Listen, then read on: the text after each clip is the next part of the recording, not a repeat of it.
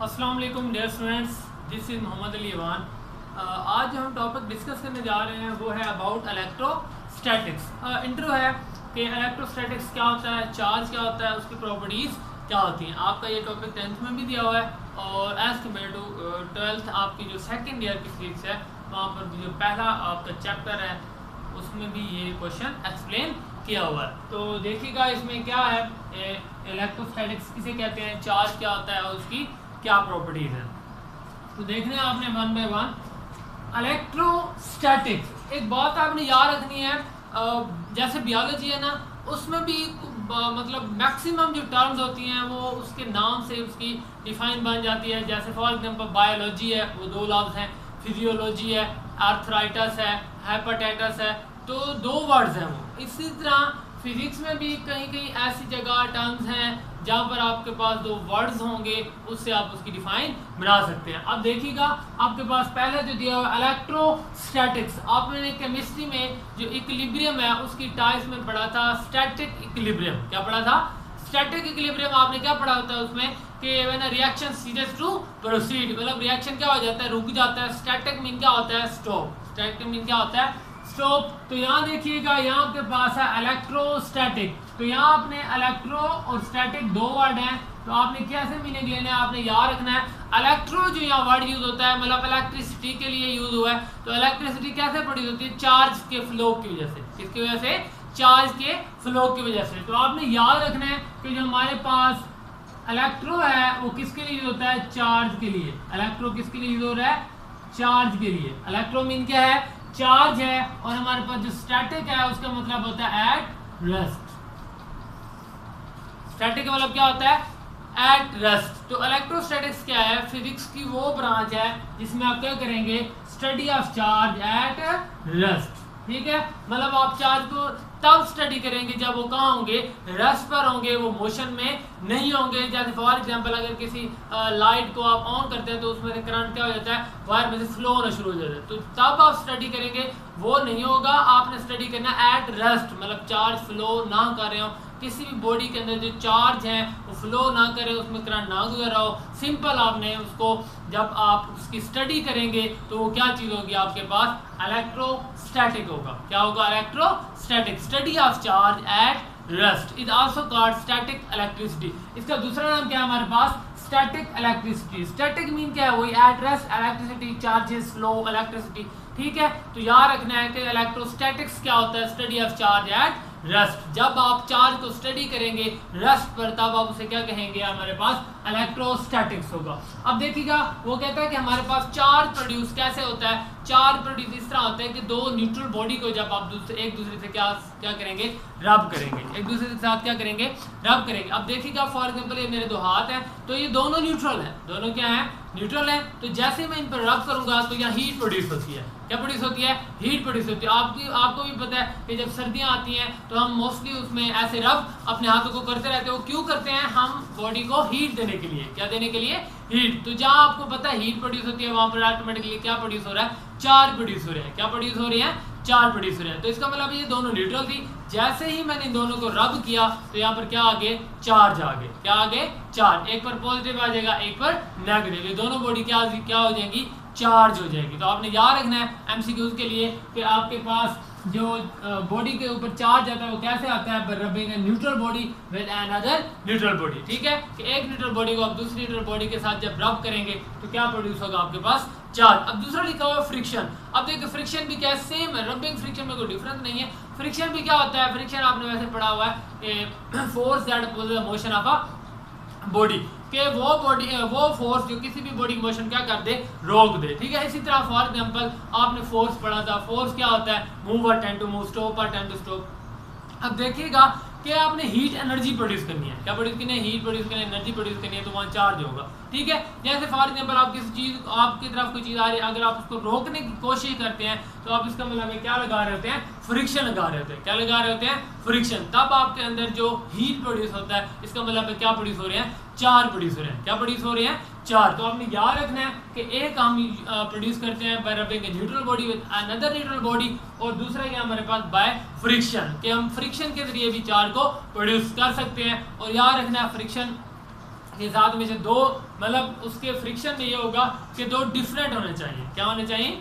दो different object होने चाहिए। जैसे फॉर एग्जांपल इस तरह समझ लें कि ये हमारे पास एक ग्लास है और ये प्लास्टिक है, ठीक है। जब ग्लास और प्लास्टिक को रब करेंगे तो ये हमारे पास फ्रिक्शन होगी। क्या होगी? फ्रिक्शन। तो याद रखना है फ्रिक्शन के लिए मटेरियल क्या होने चाहिए? डिफरेंट होने चाहिए, और उनके पास जो चार्ज आएगा वो भी क्या आएगा? डिफरेंट आएगा। एक ऑब्जेक्ट पे पॉजिटिव आएगा तो दूसरे पे उसका अपोजिट नेगेटिव आएगा, ठीक है। अब देखिएगा, अब हमारे पास चार्ज क्या चीज़ है? चार्ज क्या चीज़ है? अब देखिएगा, charge property of material due to which it resist, it attract और रिपेल अनदर बॉडी, ठीक है। चार्ज क्या चीज़ है? चार्ज ये चीज़ है कि या तो वो किसी चीज़ को, एक बॉडी दूसरी बॉडी क्या करेगा? अपनी तरफ अट्रैक्ट करेगा, अपनी तरफ क्या करेगा? अट्रैक्ट करेगा, या तो क्या करेगा? रिपेल करेगा। इसको क्या कहते हैं आप? चार्ज कहते हैं। क्या कहते हैं? चार्ज। अब देखिएगा, फॉर एग्जांपल दो ऑब्जेक्ट हैं कि अगर ये एक दूसरे को अट्रैक्ट करेंगे, क्या करेंगे? अट्रैक्ट करेंगे, ये भी चार्ज की प्रॉपर्टी है। अगर ये रिपेल करेंगे तब ये चार्ज की प्रॉपर्टी है, ठीक है। समझ आ गया कि चार्ज क्या चीज़ होती है? चार्ज किसी भी मटेरियल बॉडी की वो प्रॉपर्टी है जिसकी वजह से या तो ये अट्रैक्ट करेगा दूसरी बॉडी को, या तो क्या करेगा? रिपेल करेगा, उससे दूर जाएगा। क्या करेगा? दूर जाएगा। रिपेल का मतलब होता है दूर जाना, अट्रैक्ट का मतलब होता है करीब आना, ठीक है। अब नेक्स्ट देखिएगा, प्रॉपर्टीज ऑफ चार्ज। अब प्रॉपर्टीज ऑफ चार्ज क्या है? Friction produce two different type of charge on different body. आप ये पढ़ चुके हैं। अभी मैंने आपको बताया कि फ्रिक्शन के जरिए दो डिफरेंट टाइप के चार्ज प्रोड्यूस होंगे और उनके जो मटेरियल होंगे वो भी क्या होंगे? डिफरेंट होंगे, ठीक है। अब देखिएगा, ग्लास और प्लास्टिक को जब आप फ्रिक्शन ग्लास और प्लास्टिक के दरमियान होगी, रब करेंगे तो क्या प्रोड्यूस होंगे? चार्ज प्रोड्यूस होंगे। और कौन से चार्ज प्रोड्यूस होंगे? Opposite charge. एक पे पॉजिटिव और दूसरे पे नेगेटिव आएगा, ठीक है। ये होगा हमारे पास, इसकी प्रॉपर्टी होगी कि चार्ज को कैसे प्रोड्यूस कर सकते हैं? फ्रिक्शन के जरिए, ठीक है। नेक्स्ट है like charges repel each other, ठीक है। कि जो लाइक चार्जेस, एक जैसे चार्जेस होंगे वो आपस में क्या क्या शो करेंगे?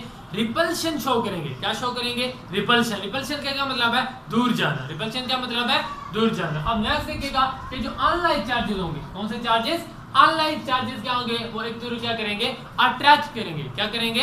अट्रैक्ट। यहाँ पर देखिए, लाइक चार्ज का मतलब है अगर एक पॉजिटिव है और दूसरा भी क्या है? पॉजिटिव। एक नेगेटिव है और दूसरा भी क्या है? नेगेटिव। तो ये आपस में क्या शो करेंगे? रिपल्शन शो करेंगे। क्या शो करेंगे? रिपल्शन। और जो नेगेटिव होगा वो भी, मतलब जो सेम होंगे वो आपस में रिपेल होंगे हमेशा। क्या होंगे? रिपेल होंगे। नेक्स्ट है अनलाइक चार्जेस। अनलाइक का मतलब है एक है पॉजिटिव और एक है नेगेटिव, तो ये हमेशा एक दूसरे के साथ क्या होंगे? अट्रैक्ट होंगे। क्या होंगे? अट्रैक्ट। के जो लाइक चार्जेस होते हैं वो रिपेल करेंगे और जो डिफरेंट चार्जेस हैं अनलाइक चार्जेस वो एक दूसरे के साथ क्या करेंगे? अट्रैक्ट करेंगे। क्या करेंगे? अट्रैक्ट। अब देखिए इसकी एग्जांपल मैं आपको दूं। अब घर में हमारे पास पेरेंट्स हैं कि एक हमारे फादर है, मदर है, ठीक है, और उनके जो बच्चे हैं, ठीक है, डॉटर है, उसके बाद उसका जो है ना सन है। अब देख रहे हैं आपने घरों में ये देखा है, आपने खुद फैमिली में नोट करते हैं कि जो बेटी होती है ना वो ज़्यादातर अपने बाप के साथ ज़्यादा अट्रैक्ट होती है। मतलब उसके जो वालिद होते हैं वो उनके साथ ज़्यादा अट्रैक्ट होती है। जो भी बात करनी हो वो उससे मतलब अपने बाबा को बहुत इजीली आसानी से कर सकती है, ठीक है। अपने बाबा से बहुत ज़्यादा प्यार करती है। और जो यहाँ पर फॉर एग्जांपल जो उनके बेटे हैं, जो मेल हैं, वो क्या करते हैं? अपने वालिदैन से, मतलब अपने वालिद से, उनके जो फादर हैं उनसे थोड़ा दूर रहते हैं। क्यों? उनको मतलब जो वो डर होता है, वो डरते हैं, ठीक है। वो क्या करते हैं? थोड़ा सा दूर रहते हैं। इसका मतलब है कि जो बेटी है वो फॉर एग्जांपल उसका जेंडर फीमेल है, ठीक है, और उसका जो बाप है वो क्या है? मेल है। मतलब उनका दोनों का जो जेंडर है वो क्या है? डिफरेंट है, ठीक है। एक बेटी है, दूसरे का बाप है, वो एक दूसरे के साथ, मतलब जो बेटी होती है वो ज़्यादातर किससे ज़्यादा प्यार कर रही होती है? अपने बाबा से ज़्यादा प्यार कर रही होती है। इसी तरह जो बेटा होता है वो ज़्यादातर किसके साथ होता है? अपनी माँ के साथ, ठीक है। अगर उसको कोई बात मनवानी है, कोई पैसे से लेने हैं, तो किसके साथ बात करता है? अपनी माँ के साथ बात करता है, ठीक है। फिर अपनी उस मतलब मदर को कहता है कि मेरी बात कर दें ये बाबा से, तो वो कहती हैं आगे। इसका ये मतलब है कि अपोजिट जो चार्जेस हैं वो आपस में क्या करते हैं? अट्रैक्ट करते हैं। उनका जो लविंग शेयरिंग है वो ज़्यादा होता है और लाइक चार्जेस का लविंग शेयरिंग ज़्यादा नहीं होता, वो दूसरे से रिपेल करते हैं, ठीक है। फॉर एग्जाम्पल हम भी कहते हैं कि जब बाबा आते हैं तो हम उनसे दूर चले जाते हैं, मतलब साइड पर होकर बैठ, क्योंकि हम डरते हैं उनसे, ठीक है। अगर कोई बात करनी है हम अपनी बहन को या किसी को आगे कर देते हैं कि आप ये बात करो, ठीक है। इसी तरह के अगर किसी मतलब मदर्स की बात माने तो कहते हैं यार इस बेटे की ना ये मम्मा बहुत अच्छी बात मानती है, तो इनको ले जाए आगे, ठीक है। तो ये वेरिएशन है, ये आपको पता है, ये रियल लाइफ एग्जांपल है। तो याद रखना है कि जो लाइक चार्जेस होंगे वो क्या करेंगे? रिपेल करेंगे और अनलाइक चार्जेस अट्रैक्ट करेंगे। ठीक है, अब आपको कैसे पता चलेगा कि किसी भी बॉडी के ऊपर चार्ज है? आपको कैसे पता चलेगा कि किसी भी बॉडी के ऊपर चार्ज है? वो बॉडी क्या शो करेगी? रिपल्शन शो करेगी। क्या शो करेगी? रिपल्शन। अब इसका मीनिंग आप इस तरह समझ लें कि फॉर एग्जांपल एक बंदा है, वो वेल्थ है उसके पास, ठीक है, अमीर बंदा है, ठीक है, आपको क्या लगता है जब आप उसके करीब जाएंगे वो आपको वेलकम करेगा? Not at all. ठीक है, मतलब बहुत सारे लोग हैं पैसा आने के बाद क्या हो जाते हैं? बदल जाते हैं। तो इसी तरह जो रिपल्शन है ये वही चीज है, दूर होना। क्या होना? दूर होना। चार्ज का मतलब उसके पास वेल्थ आ गई, पैसा आ गया, वो चार्ज हो गया। क्या आ गया? चाहे उसके पास एक अथॉरिटी आ गई है तो वो चीज़ों क्या करेगा? रिपेल करेगा। तो याद रखना इंपॉर्टेंट 3 MCQ है कि अगर आपके पास जो बॉडी है हमें कैसे पता चलेगा कि वो रिपेल कर रही है? तो सॉरी उसके पास क्या है? चार्ज है, तो वो क्या करेगी? रिपल्शन शो करेगी, आपसे दूर जाएगी। तो याद रखना इस एग्जाम्पल दिया है कि बंदे के पास जो वेल्थ आ जाती है तो वो क्या करता है? चीज़ों को रिपेल कर देता है। ठीक है, अपने जो उसके रिलेटिव होते हैं, फ्रेंड्स वगैरह, उनके साथ ज़्यादा वो नहीं करता, रिपल्शन शो कर देता है। इसका मतलब उसके पास क्या आ गया? चार्ज आ गया। क्या आ गया?